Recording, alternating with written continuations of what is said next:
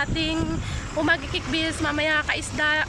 Napakaganda po ng ating mga balila at malalaki at bonito mga kaisda. May mga pakol din tayo na pwede mong isugba mga kaisda. Napakaganda, grabe mga kaisda. Pwede mo masugba ngayong araw po ng Martes mga kaisda. Kaya naman mga kaisda, kung mahilig ka dyan kumain ng